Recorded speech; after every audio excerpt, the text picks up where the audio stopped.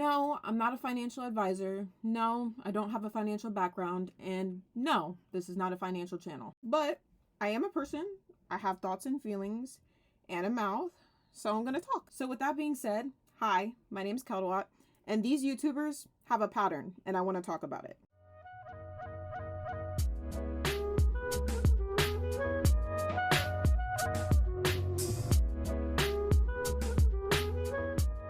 Hey, how you doing? Welcome back to the series where I talk about whatever's on my mind today. Because I have a big mouth, I like to yap about things with no particular end goal other than to start discussion. And in today's video, I want to discuss a certain genre of YouTuber that I've been watching for maybe like a year and a half, just like kind of passing by. I've subscribed to some of them I haven't.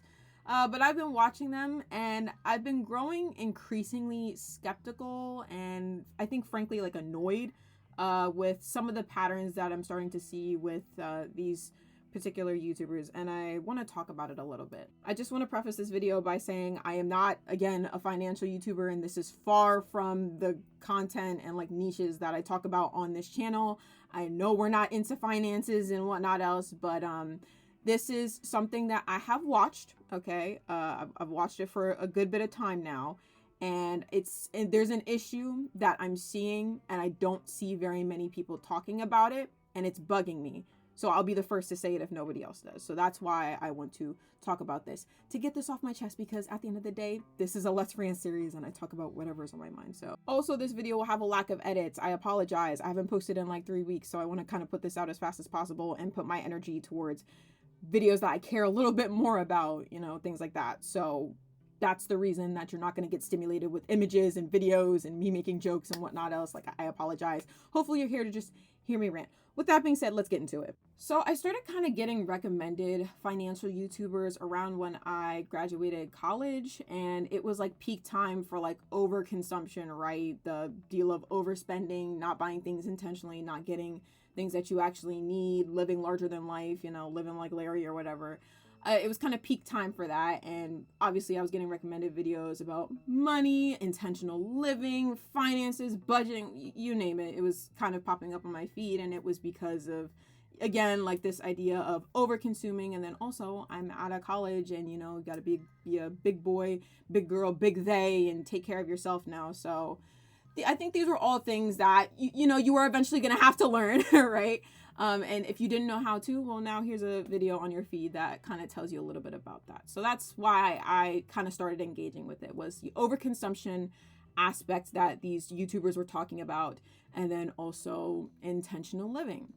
And for a little bit, I thought that watching these people was making me a little bit more aware of like what I was spending. Okay, I like to collect, I like to play video games, I like to do a lot of stuff. Like, you have to keep track of that, right? You can't just spend money and not know what's going out or what's coming in. Okay, so I felt like I was being a little bit more aware of my finances and, you know, the intentionally buying things. Okay, Hello Kitty overconsumption, where you at? Like, I was being more responsible and thinking, hey, what are the long-term things that I want to save for, and bigger expenses that I want to buy, maybe in collecting, things like that. I felt like I was being more responsible, more aware, more mindful, more demure, just more intentional, and not seeing, like, not putting as much value, I guess, in like items too, like just specific objects. Like, is it doing anything for you? If it's not doing anything for you, then why are you buying it, right? So I think it was a good thing for a little bit. And then I started, you know, like dumbing down the YouTubers I would listen to. And then after a while, I started to kind of notice a pattern.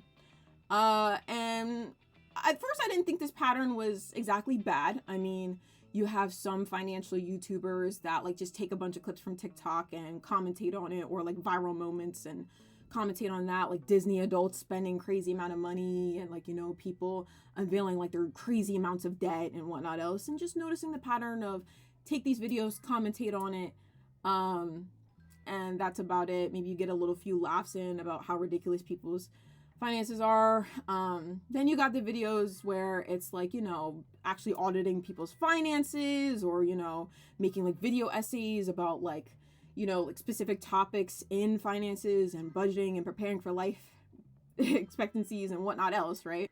And it just, for me, it started getting stale, and then I started noticing certain problems in each of these genres, and I want to get into it. These two YouTubers I want to talk about are Zach Rios and Social Simone. I feel like they both have pretty much the same niches where they take viral trending moments coming from TikTok, whether it's overconsumption wise or, you know, people talking about ridiculous credit card debt or just like crazy eye-catching taglines and whatnot else to talk about in their videos, and then maybe they give a little bit of commentary on how they'd fix it in particular, or like why this issue is bad and why you need to fix it, and like, you know, maybe give pointers here and there and kind of give people like a reality check.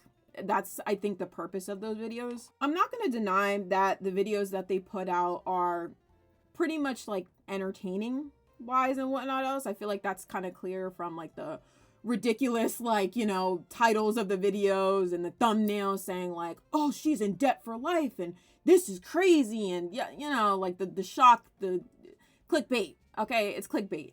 So I'm not going to deny that at some point, I'm pretty sure they even know that this is kind of entertaining for some people. And I'm not going to look, I'm not going to act like I'm above all that. Okay. At some points, I love a cute, I love a cute messy video sometimes. Right. But I'm not going to lie. These are also people that kind of also present a little bit of a front of caring, right? Caring a little bit about other people's finances and like the world kind of going downhill, and, you know, growing more concerned about the way that we spend money and think about money, and, you know, obviously get ourselves into shitty situations. And I think they present themselves in a way of being like real as in like, come on, like you really spent your money on that, like that's ridiculous. Like, again, reality check, very blunt, very upfront, but also present the front of, hey, I'm just trying to give you advice, I'm trying to help you, that kind of thing. And you guys in the comment section, which they say their audience, you guys can use this as an example. You guys use this in your lives to, like, you know, get better with your finances and whatnot else. So I'm saying this to acknowledge that they are entertainment, but they also have presented a front of actually caring about how people spend their money. So I feel like that's important to emphasize, is that part in particular. Bring this up to say that even though they are entertaining, their overall message is that they want people to be more intentional and be better with their money, and they want to help people and reach out to people and whatnot else. Like, that's their overall goal, I'm assuming. And I'm sure maybe in the beginning of them starting their channels and stuff like that, it was to talk about topics that were concerning or are still concerning, and, you know, bring awareness to it or make people more aware and like cognizant and mindful. Like, I'm sure it started off that way, and they might still have good intentions with making this content. I don't deny that. And, you know, I don't deny that these channels could have started off on the right foot of trying to help people. But I feel like somewhere along the way, that message got lost. And as I'm not going to accuse anybody of anything, but this is my personal thought, but I think as the viewership went up and, you know, the titles got more clicks and, you know, like things get more crazy. Disney adult spends $500,000 on statue. So-and-so is taking advantage of SNAP benefits. So this girl is in like $10,000 of credit card debt and she's at 21. Like, that's crazy. Like, I feel like when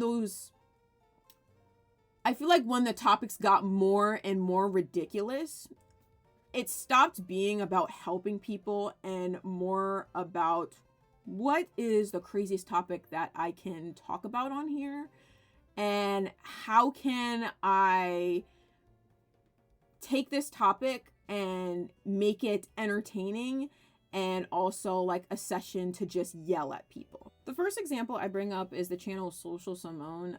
She's been making content for, I believe, like 2-3 years now. She used to do hair and then she pivoted into finances, specifically with this one video called "You're Not Becoming That Girl, You're Becoming a Broke Girl," right? Which was meant to kind of call out, like, you know, how influencers kind of feed you this idea of becoming this, like, you know, that girl, that like, you know, the person that everybody like looks up to and is being productive, always busy and whatnot else, but is selling you products. Maybe it's skincare, maybe it's, you know, like a therapy book, maybe it is, you know, a journal, Pilates sets, whatever, like trying all these things that promise to make you into that girl, but it's not. It's actually just making you broke, and you're spending all your money on like these crazy things. And she's pretty blunt about it. She's like, she's telling it like it is, you know, you're not becoming that girl, you're just being broke. And I felt like that video, while maybe not my favorite method of just being like, you're broke, like, you know, it does give kind of that reality check kind of content and stuff like that. And I felt like it was more intentional. I think overconsumption videos in general started off innocent with trying to warn people about overspending and, you know, trying to bring awareness to like certain issues or like trends going on, like, you know, the influencer ice restocks and fridge restocks and laundry supplies restock, like things like that, and try to like, you know, coax you into buying these things and thinking that you need to have your life like be aesthetically pleasing or fitting into a certain aesthetic. Like, I felt like it was kind of warning people about like these influencers and what they're trying to sell you. But I think of somewhere along the lines where the titles got more fantastical and, you know, things of that nature, I feel like it started becoming less and less about helping people and more becoming a bragging rights competition or like a dick measuring contest of, I don't do that. You guys are so stupid for spending that much on your TJ Maxx card. Like, things of that nature, right? Or even not understanding the difference between people actually collecting things like I do and stuff like that, and maybe the issue of not being intentional with your collecting, but just the overall issue of like, you know, buying like stupid childish Hello Kitty stuff. Like, oh, you guys are adults. Like, I don't understand that. The Hello Kitty girls are fighting. Like, you know, it just, I feel like it started to lack nuance and was less about awareness and was more about making overconsumption a moral failing, right? It's not something that, you know, is obviously exasperated by influencers, right? Like, that's the whole thing. Like, you know, ads and stuff like that have gotten like more crazy, not disclosing ads and like, you know, convincing people that they need these certain identities. That's like kind of where these issues have like come from. I feel like it was more about that, and then we just somehow got into making overconsumption more like, if you overconsume, you spent a lot of money, that's terrible that you spent a lot of money, and therefore you are a bad person, and therefore we have to make you the punching bag, or we have to make fun of you. So I feel like Simone's videos in the beginning, blunt, but, you know, being real and probably were made with the intention of helping people. But I think as time went on, it just started getting, I think, a little bit out of control. And then we're starting to see a rise in people kind of like picking apart each other's finances. Like when we talk about credit card debt and whatnot else, like I know that's like a sensitive topic for a lot of people, but I also think a little bit of the issue with taking random clips on TikTok is you choose the ones that you feel like are the most ridiculous, and you're taking the numbers at face value, but you're not like, you're making that like a reflection of the person itself. I feel like rather than like separating the financial, like obviously the financial mistakes that somebody's made and the person, at least when these people pull these clips from TikTok, I don't think that they're usually considering that. They just see the number, they think it's ridiculous, and then they're going to commentate on it.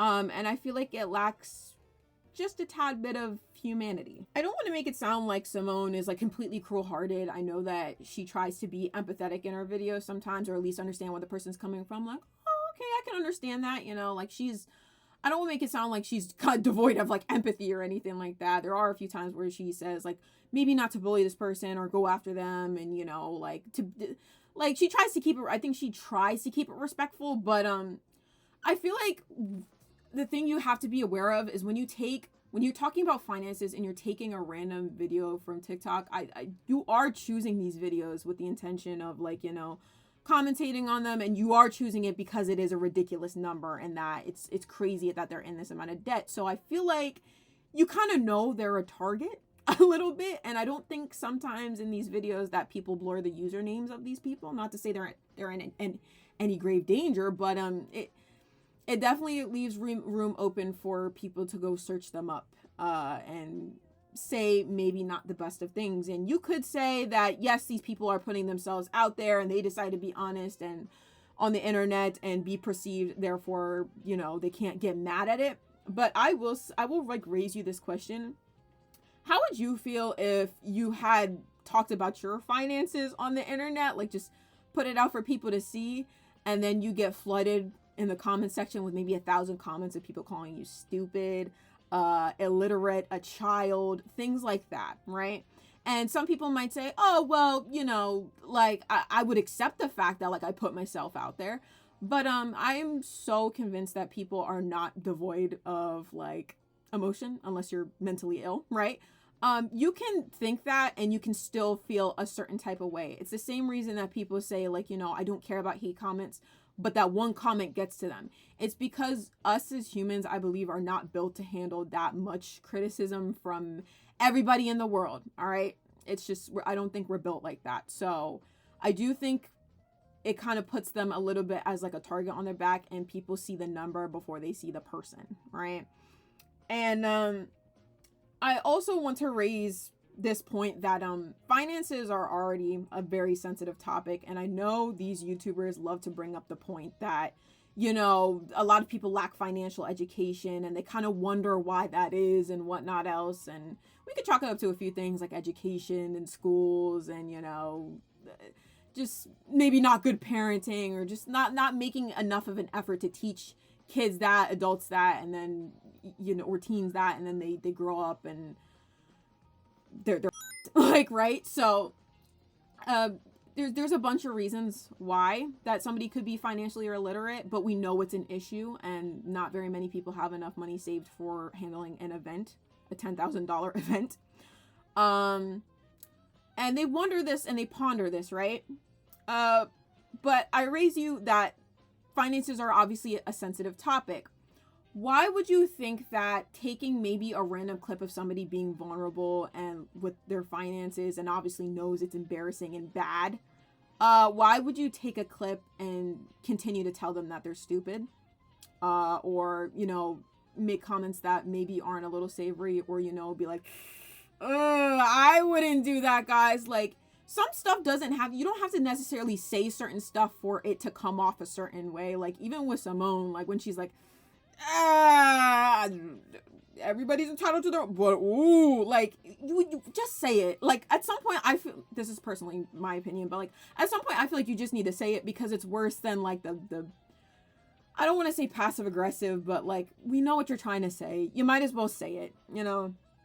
I'd rather that than like the offhand comments and like, you know, things of that nature of like, I think it's a little bit shallow. I personally think it's a little bit shallow. And knowing that finance is a sensitive topic, why would you think yelling and telling the person that they're stupid for certain things, or like giving the like, oh my gosh, you guys, am I right? This is crazy.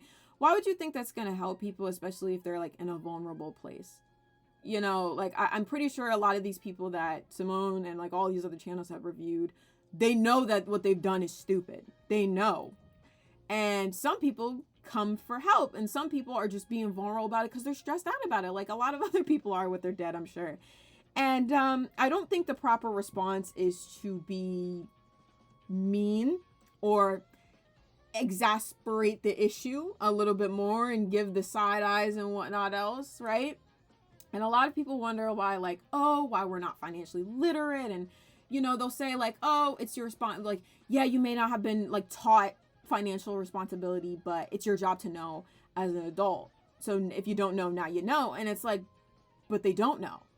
And how are they supposed to know if nobody guides them or is kind enough to, right? I know everybody has their preferences on if they need to get yelled at about their finances to do better and whatnot else. But I think overall, for the average human, myself included, I don't think that the one way to help people is to yell at them or, you know, make offhanded comments or be sarcastic towards them, because it is a sensitive topic, and I don't think that we're doing a good job of being a little bit nuanced and understanding certain people's situations and that they're vulnerable. I don't think a lot of people understand how impactful it is when you see thousands of comments from people, or even like 20 comments of people calling you like a certain word, or like referring to you as dumb, or oh, you're irresponsible, like, you know, things like that, like making it a moral failing, right? People don't realize the impact of that. And I think we need to, I think that's a critique worth discussing. So that's kind of my issue with Simone. One more thing I'd like to add on Simone's part before I get to Zach. I feel like even if Simone herself isn't trying to promote like people being mean to others and like, you know, degrade people for their financial decisions and, you know, like be mean, her comment section is, and it's very clear to see. It's thousands of comments of people just kind of bumping up their own accolades and whatnot else. And I don't mean in the way of, oh, Simone, like your videos helped me get out of $10,000 of debt. Not like that. You know, that's obviously somebody who wants to thank somebody for making content that's helped them, right? I'm talking about the comments where it's a video talking about a car note, like, you know, car notes being crazier than they should be and stuff like that in this, you know, car market, and, you know, not buying the hoopty, and, you know, buying new cars and it not being as good as it's supposed to be. You'll have that one person that's like, I have my little Toyota and it's fully paid off and it has low mileage and I don't need to keep up with the Joneses. Like, I think you can tell when somebody is like being grateful to like somebody else for like making content that actually helps them versus trying to flex something that these people don't have in their videos. Okay, I feel like we're not, you can, I see through it. I really see through it. And I think a lot of these people, like, they're, again, just like you and me, right?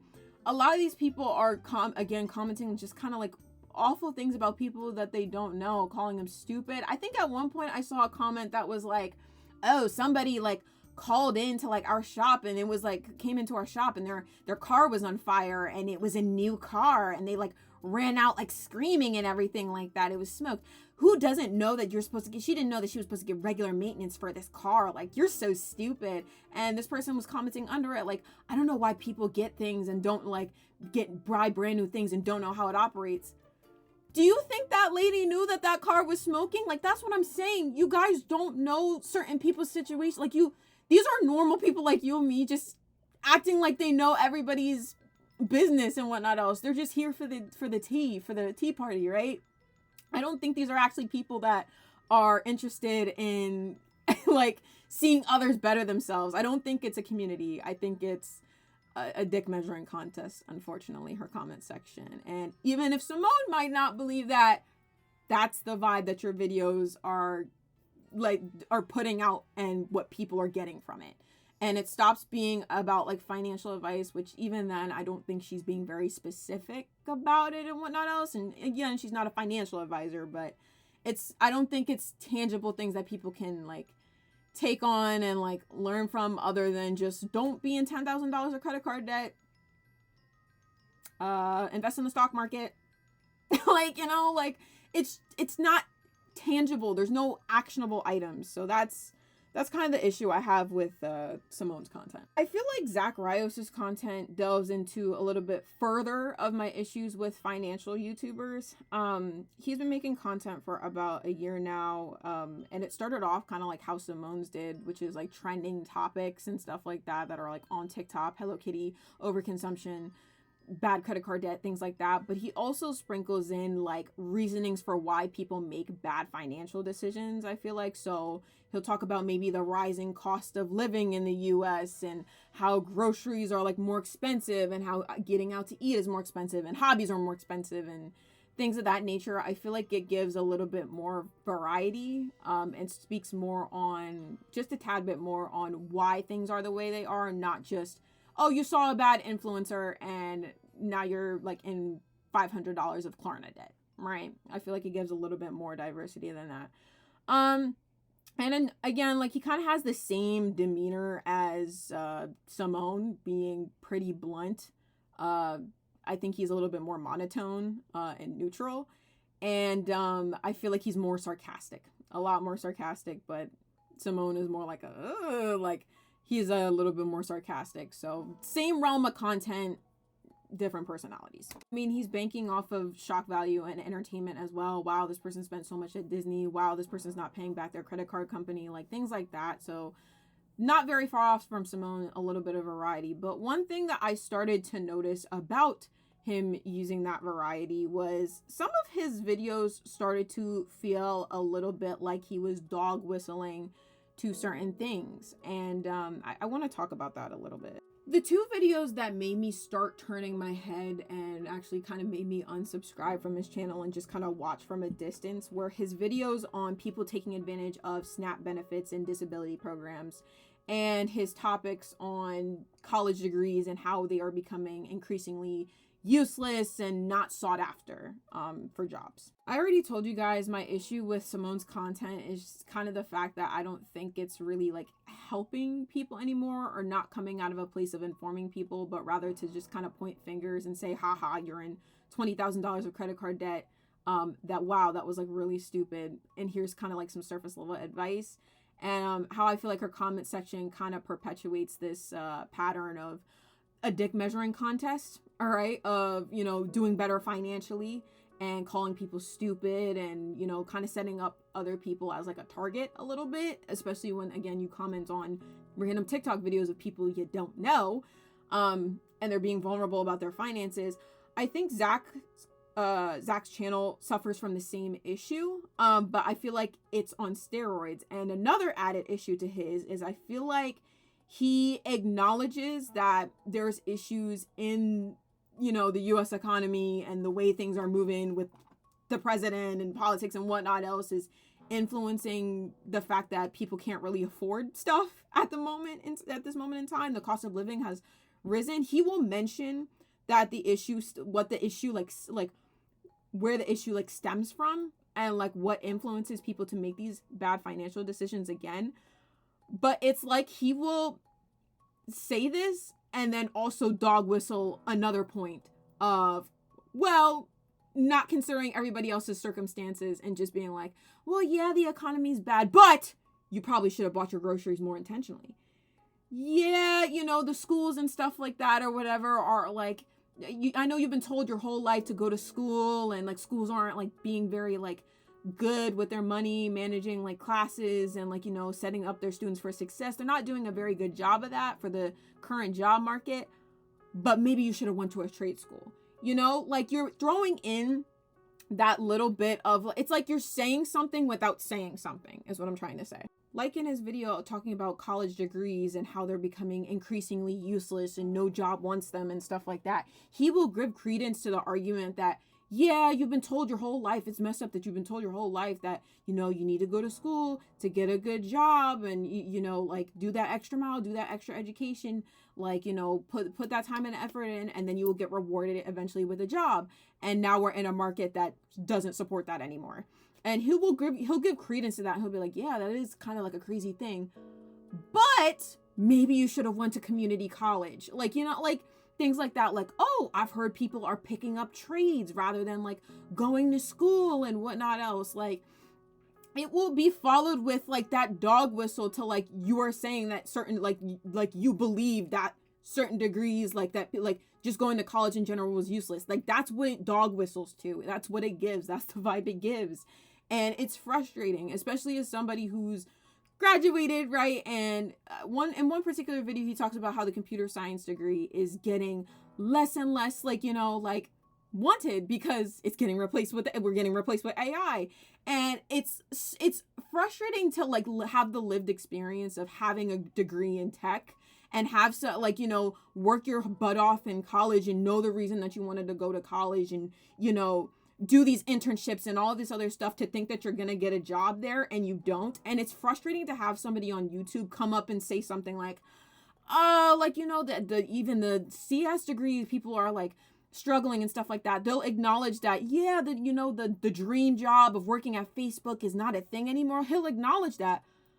But then his whole point follows up with, yeah, people are getting more into trade schools and like, oop, it looks like maybe you should have just gotten those free certifications online and took advantage of that rather than going to college and stuff like that. Like that, I feel like that's like a slap in the face to so many people who deal with this, because it implies that these people went to college, or people who went to college did it with the understanding that they weren't going to get a job after. And like, it makes it seem like we knew that this was coming, and that we chose to be in this stupid position where a lot of us don't have a job, or, you know, we're in a field that isn't in our degree. You know, like he acts like he'll acknowledge it and then follow it up with, that sucks. Wow. And then the comments don't help, because you have people who are just like, oh, good thing I skipped that college stuff and I'm working a blue collar job.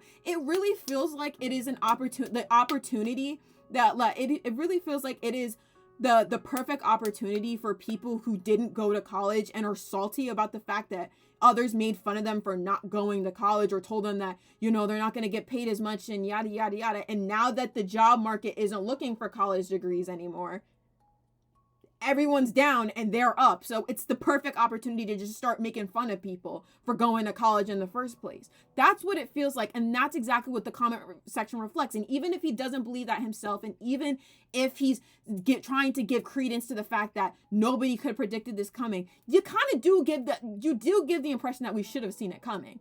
And if you don't believe it yourself, your comment section sure does. Like, it's so frustrating, because it just lacks so much nuance and like the reality of like what these people deal with. A bunch of people, I'm sure, if they knew it was going to turn out like this, they wouldn't have gone to college. Maybe they didn't know about these like free certifications that you could maybe get and stuff like that, or working in a trade and things of that nature. Or for some people, it's not for them. They went in with the intention of following their dreams and doing a job that they are maybe good at, and now they can't get a job for it. And then you're just supposed to tell them, oh, work a blue collar job, guys.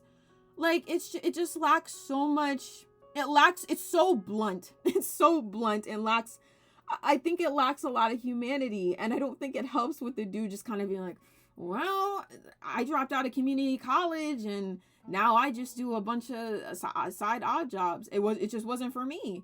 Like, you know, it just doesn't help. It's out of touch. I'm telling you, it's out of touch. Honestly, I even take issue with the fact that we're even calling certain degrees useless. Like, it's not the fault of those schools for offering it in the first place. Or like, he'll be like, oh, I understand your parents told you like all your life to go follow your dreams, or to, you know, to rise for that big goal and stuff like that.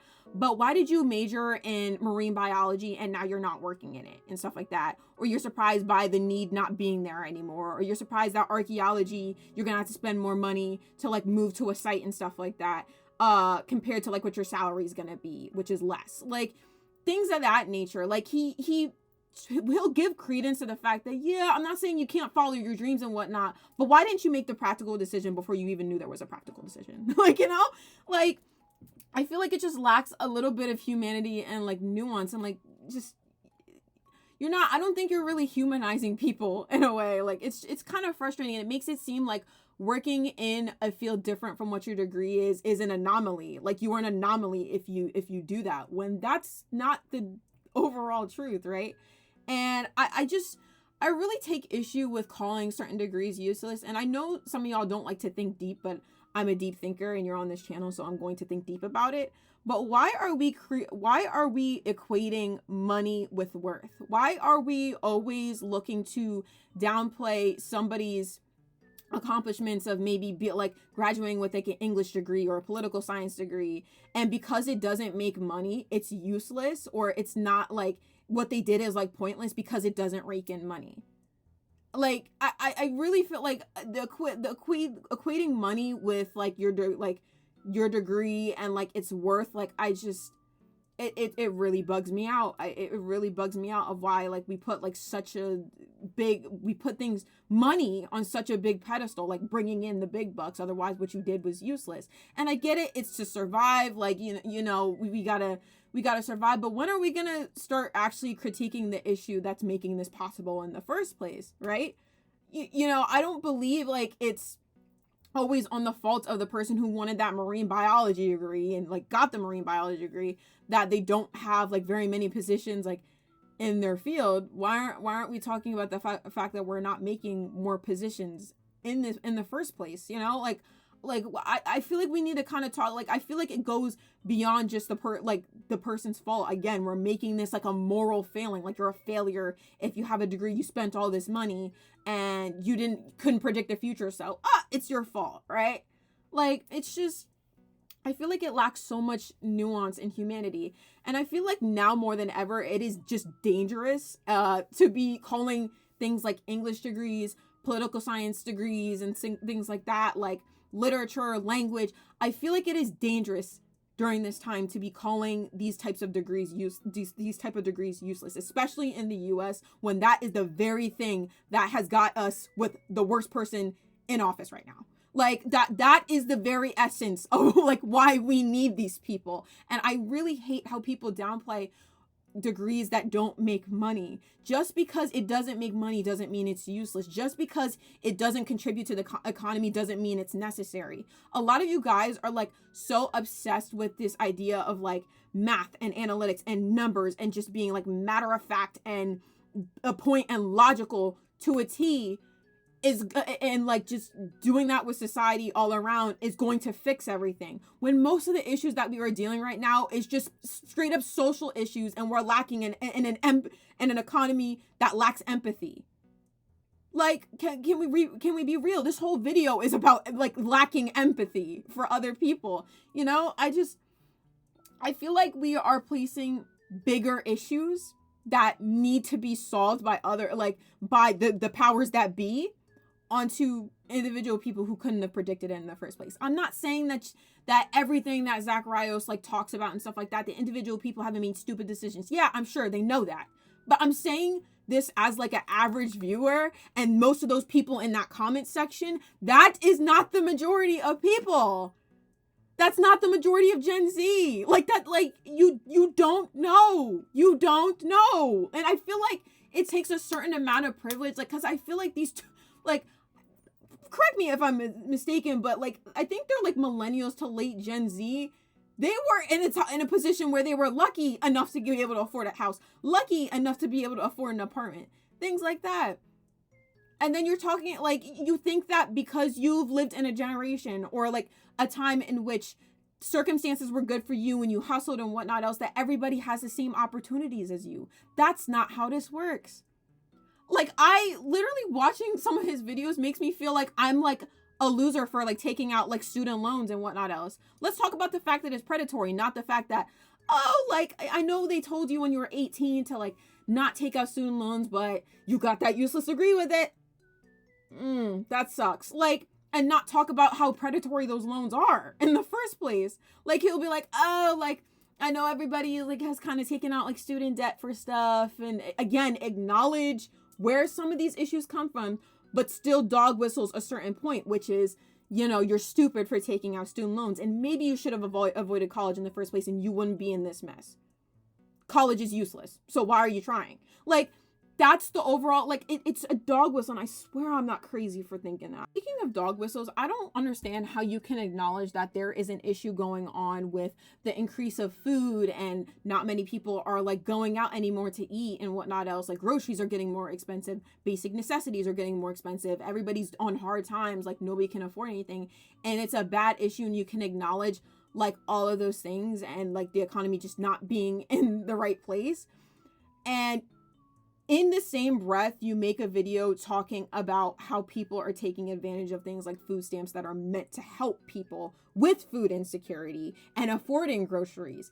And here's the thing, you could say, oh, well, he's only talking about the bad people who take advantage of food stamps, right? You can do that, right? And still not paint it as though everybody in the, like, almost everybody in that system is taking advantage of it in some way. And then we start calling it handouts and, oh, you're like, they're using your taxpayer dollars. Yeah, we've fallen on hard times, but it should only be temporary, guys. And, oh, and then we start pocket checking people we don't even know. Oh, you have nails on and you're on food stamps? How dare you? How dare you have a luxury? And then we start shaming people for getting things like Starbucks. Oh, you don't need Starbucks with your food stamps. Like, whatever. You don't need McDonald's. You don't need like any of this stuff.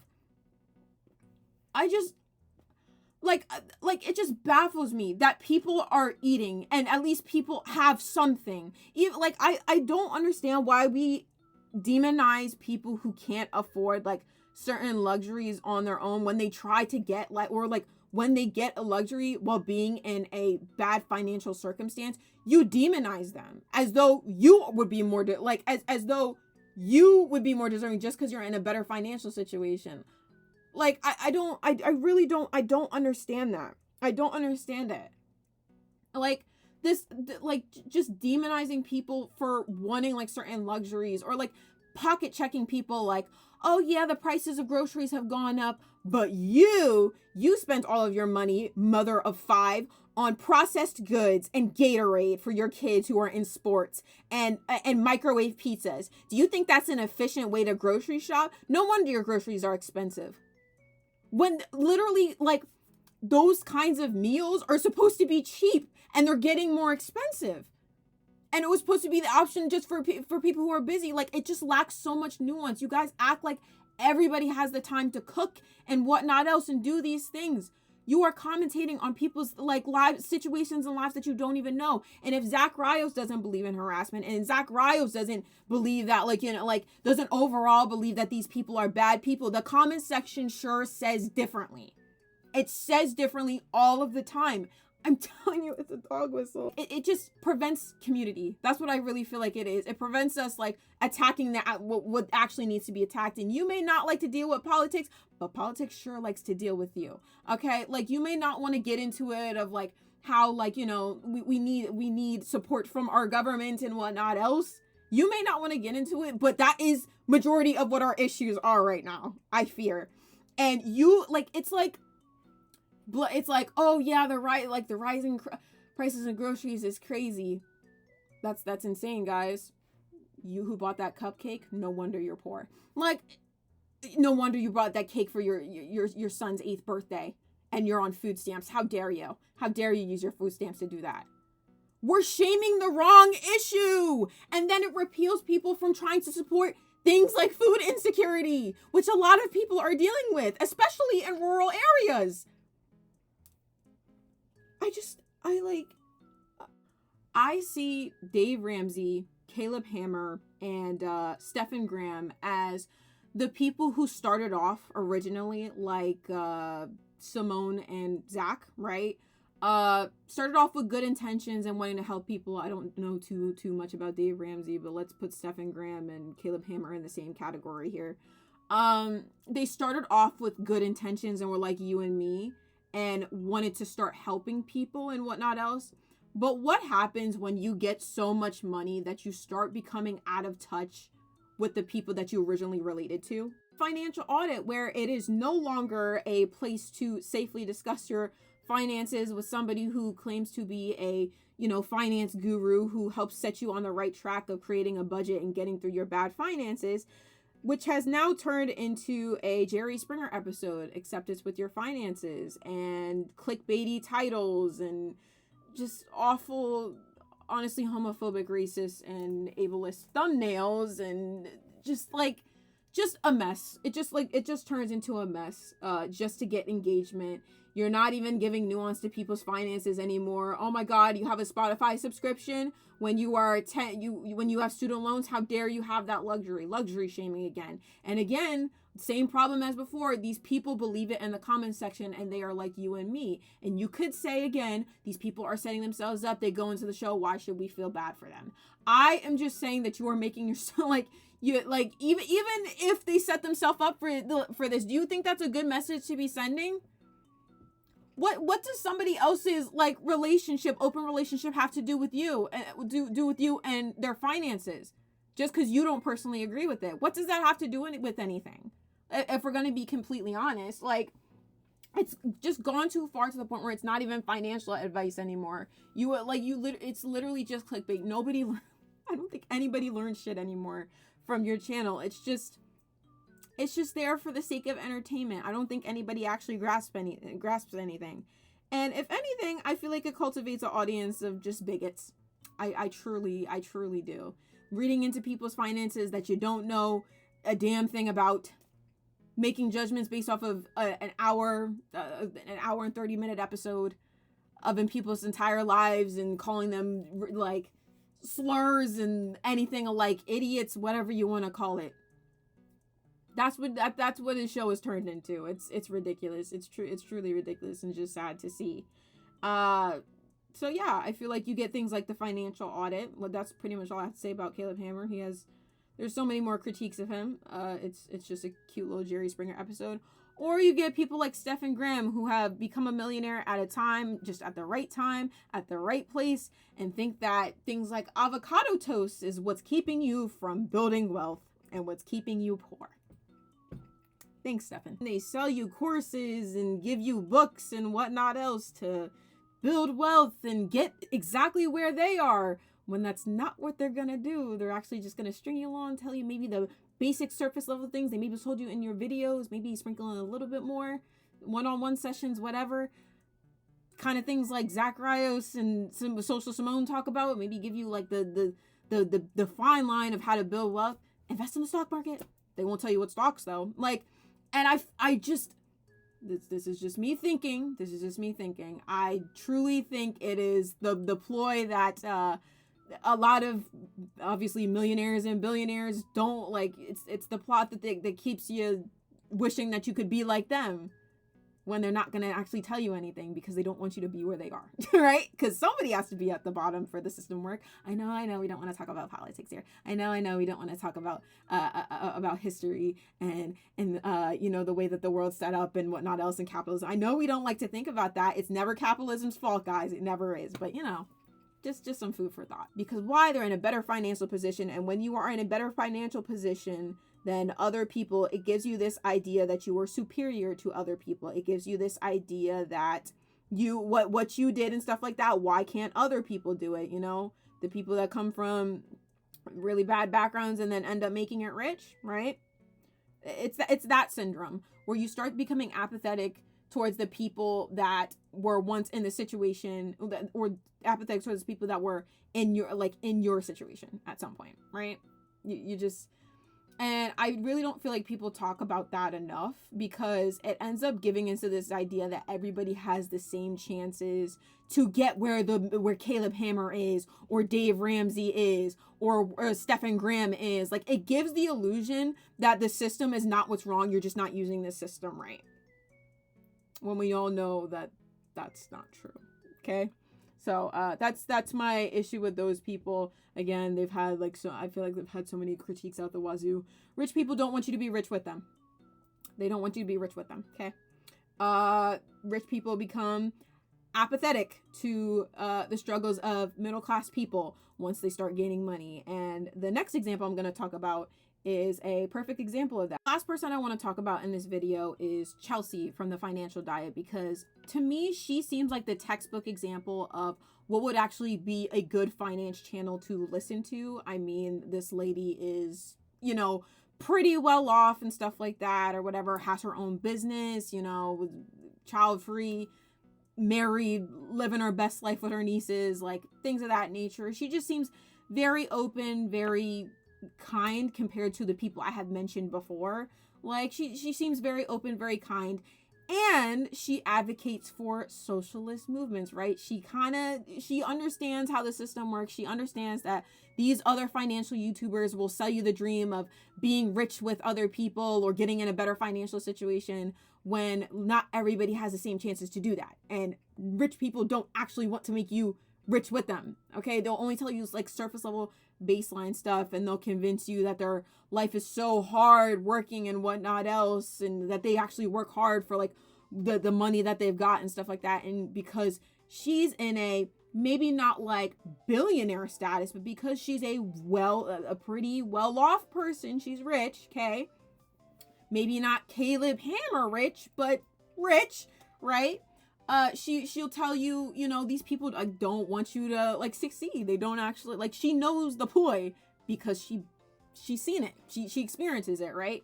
And the thing is, I feel like Chelsea overall, like the channel, I feel like gives like pretty decent advice. I don't like feel like it sucks, because watching her kind of made me feel like there was like a little bit of solace, at least in these financial channels, at least that's how I feel. Like there's the calm in the storm, and it's The Financial Diet, right? Because she doesn't she's not really condescending. Maybe like some people might see Simone and Zach. She's not yelling at you like Caleb Hammer is, or maybe Dave Ramsey is, and telling you you're an idiot.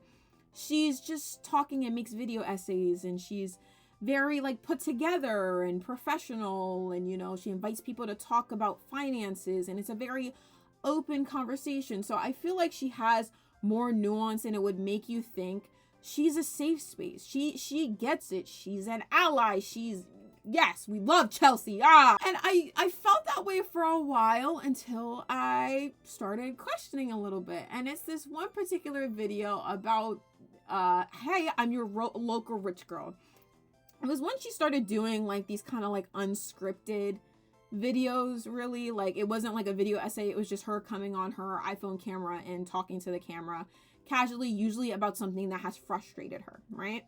And this particular video about being your like local rich girl and whatnot else, she talks about how people are like critical of her, talking about certain social issues and whatnot else, like, you know, the fact that our economy's not good, Trump's in office, and, you know, other things that, you know, pretty liberal, I'd say, like pretty left-leaning things, and how, like, you know, the system's just it's just bad. It's bad, and not everybody is obviously in the same position to get up there and whatnot else. Like, she recognizes it because she's experienced it, right? And she was at one point also one of the people that were not in the best financial position, and like you and me, and then she got money, right? Keep that in mind. And she talks in this video about how people are like, well, how can you speak on these social issues if you are rich? Like, how can you speak on any of these social issues if you are a pretty big business person? You got your own businesses, you got your own employees, you're probably well established in the stock market, you know, you're vacationing in France for more than a week, right? In a house, right? People say, well, I feel like it's a little bit hypocritical. How can you say all these things and advocate for all these things and whatnot else? And yeah, it's privilege. It's out of touch, right? And she's obviously very upset by this because she wants people to know that there is a difference between a millionaire and a billionaire, which there is a difference between a millionaire and a billionaire. And she wants to clarify the fact that somebody doing very well in their financial situation and in their financial future is not a threat to allyship and should not be seen as a threat. Like, Billie Eilish is not the reason that you guys cannot afford groceries, okay? Or whatever. It's the billionaires that are the issue. Somebody who's doing well off, who has, you know, like, is doing like really well again, like, it's just not the issue. And she says this one particular line that I rewatched recently, and I was like, that's the gripe I had. It's when she says this. She says, people need to learn the difference between being able to buy 3 houses and being able to buy your democracy. Hi, post-editing Kadawa. I wanted to come back on and actually like re-record what I was going to say in this part because I could not speak. I messed it up so bad. But what I was trying to say was, like I said before, once you get to a certain amount of money from, like, again, like going middle class or lower to like a rags to riches story, you start becoming like more and more apathetic to the problems that you once related to of like a normal middle class person. So to Chelsea, she might not think, because she's been in that position for such a long time, she might not think that she is the elite class and she's just somebody who's like, they're very privileged and wealthy and able to spend all this time in Paris and whatnot else. Like, she might think that she's not the elite class, but I promise you, once you start getting a certain amount of money, you become apathetic to the problems that you once related to, and you start looking like you are elite to other people. And as a matter of fact, you are elite to other people. The average person cannot spend that amount of time out the country without having to worry about whether their mortgage is going to be paid, or whether or not their car is going to break down, or whatever, or like worrying about family and their job. Like, that's an extreme amount of privilege. So you start to become closer and closer to the elite, whether she wants to believe that or not. So I just wanted to like put that out there, because she is under the impression that just because she is like of millionaire status now, or at least that is what I'm assuming and what she's kind of alluded to, that because she's a millionaire status, that she is just like everybody else. She's just somebody who works like really hard. Like it's like a cognitive dissonance that she has. So I just wanted to put that out there. The more and more money that you make, the more apathetic and like less generous you become to like people that are below you. Chelsea suffers from the same thing, and nothing that like, no matter how much Chelsea would like to preach about, you know, Zohran Mamdani being elected into office and, you know, caring about these issues and recognizing her privilege, that doesn't change the fact that she benefits from the system. Okay. I need some of us to start thinking about whether some people actually wanted to change the system or whether they wanted to be a part of it. The moment you start recognizing that you benefit from the system and then you want things to change, that requires you to give up a little bit. It requires you to acknowledge that the system is bad, but you can't acknowledge that because you benefit from it. Second thing that irritated me is her thinking that the difference between a millionaire and billionaire is so vast that you know, they're just not the like overall issue and stuff like that. Like the person who bought 3 properties and whatnot else, like they're not the issue. It's the person that's buying your democracy that's the issue. I'm gonna tell you like it is, from somebody who's like just your regular middle class person. Y'all are both the issue. You are both the issue. And you can, it's like it's like she's not connecting that full circle moment yet. She recognizes that she has privilege, but she knows that the system is bad, but she's only willing to fix the system so much, right? So she's only willing to fix it so much, so it still benefits her, right? And her saying that, again, there's a difference between buying 3 houses and buying a democracy. There is also a difference between buying 3 houses and barely being able to pay for one. Me. My family. All the people that watch your content. It's kind of funny because, like, Chelsea thinks that, like, just by acknowledging the privilege and the fact that she is a privileged white woman in, again, a really good position in her life, and like advocating for social issues, that's enough, you know, to solve everything. Hey guys, Zohran Mamdani's in. I'm speaking from Paris in my house. Like, it's not relatable. I'm sorry. And she got angry about like people saying that to her, but it's not relatable. A millionaire is not relatable to me. It's not relatable to your average middle class person or lower. It's not. I can barely imagine my $45,000 student loans. You think I can imagine $1 million? You think I can imagine investing just $1,000 into the stock market and I'll be good? No, Pookie. Okay, like, again, and it's just because, like, I just need us to be careful of, like, when we have people who are in what we would consider the elite class, okay, or at least what I would consider. We really need to be careful about like trusting their words when they say that they're fine with change and like advocating for certain things, and not make that a means to like just to outright trust them about certain things. Because what I'm starting to learn is that people will advocate for certain things and it will be to a certain extent, but to not destroy the system, right? It won't tackle the system. It'll just tackle a few little issues to keep the people quiet, right?